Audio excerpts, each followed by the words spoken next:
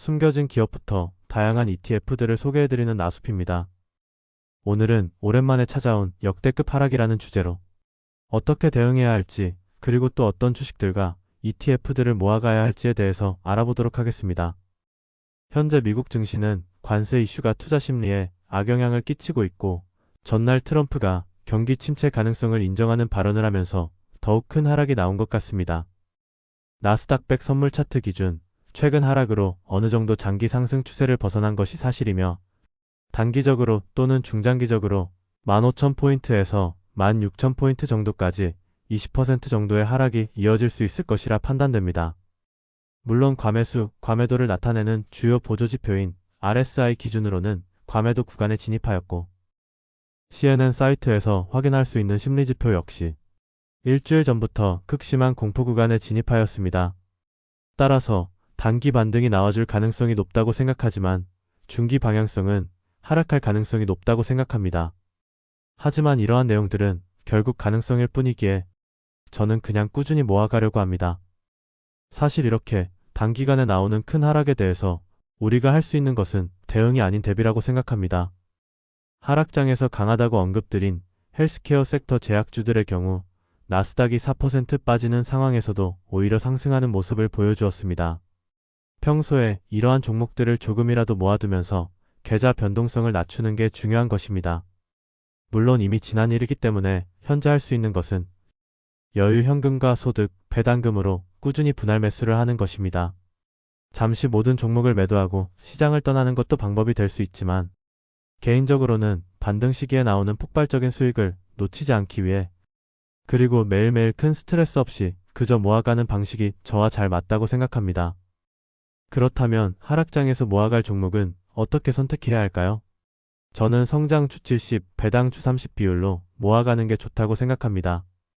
반등이 금방 나와준다면 성장주를 100% 비중으로 모아가는 게 좋겠지만, 하락이 언제까지 이어질지 모르기 때문에 성장주가 크게 빠질 때 오히려 주가가 오르는 배당주를 중점적으로 함께 모아가는 게 좋다고 생각합니다.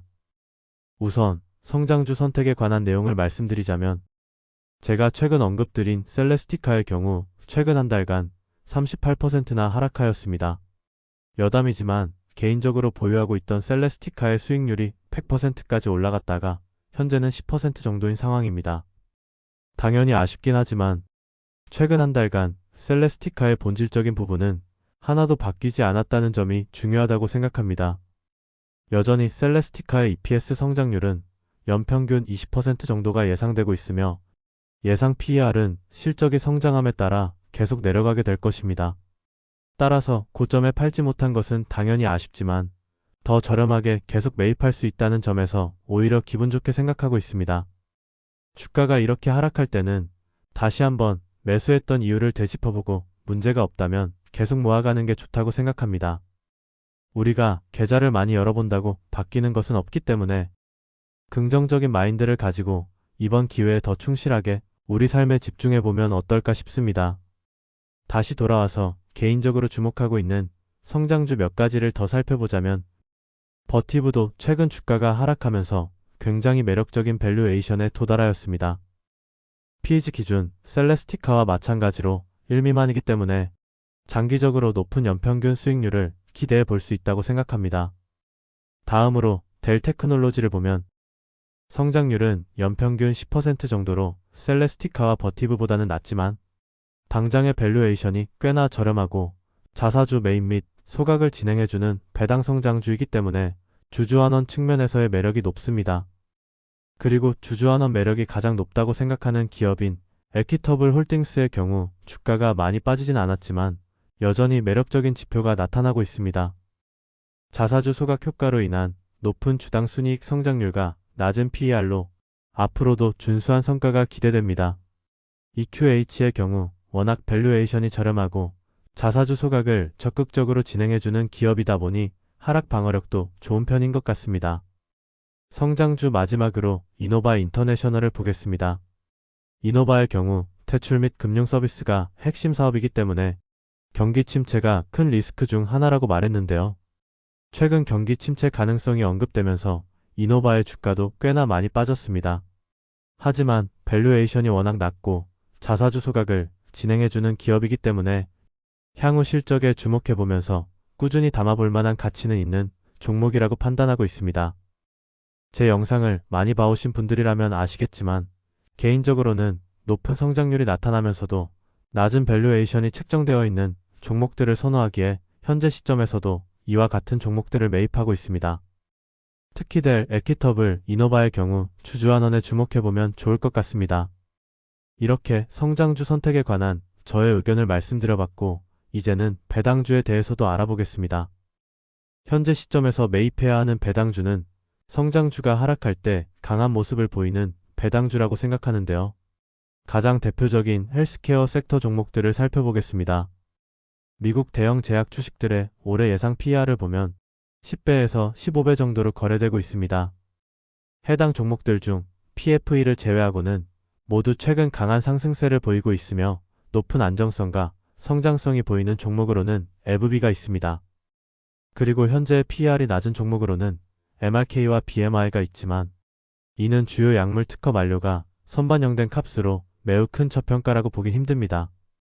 아무튼 이러한 제약 주식들을 살펴보면 좋을 것 같고 건강보험사인 ELV와 MOH 같은 종목들도 최근 강한 모습을 보여주고 있습니다. 두 종목의 연초 이후 수익률이 각각 12%, 16% 정도입니다.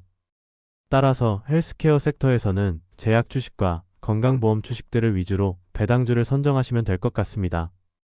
이것 외에도 필수 소비재 섹터의 코카콜라, 펩시코, 알트리아 등을 주목해보셔도 됩니다. 해당 종목들도 전통적인 배당주로 시중 금리 이상의 배당률을 기대해보면서도 소폭의 주가 상승도 기대해볼 수 있습니다. 사실 지난 영상에서 하락장에서 강한 ETF들을 몇 가지 알아보았는데요. 이러한 ETF들을 몇 가지 더 발굴해서 내일 소개해드리도록 할 테니 배당주 포지션 또는 방어자산 느낌으로 고려해보시면 될 듯합니다. 이렇게 오늘은 오랜만에 찾아온 역대급 하락이라는 주제로 어떻게 대응해야 할지 그리고 또 어떤 주식들과 ETF들을 모아가야 할지에 대해서 알아보았습니다. 개인적으로 이미 하락이 나온 뒤에는 우리가 크게 할 수 있는 일이 없다고 생각합니다.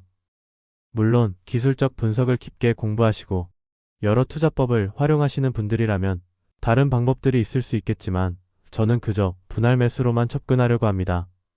그리고 이번 하락을 느끼신 분들이라면 배당주와 방어자산의 중요성도 알게 되셨을 겁니다. 그렇기에 다음부터는 이러한 하락 상황을 대비하는 포트폴리오를 함께 구성하시면 좋을 것 같고 기계적으로 분할 매수하면서 현재의 삶에 집중하다 보면 어느새 큰 수익으로 돌아와 있지 않을까 생각해 봅니다. 그럼 오늘 영상이 조금이나마 도움이 되셨길 바라며 모두들 성공 투자하시길 진심으로 기원하겠습니다. 감사합니다.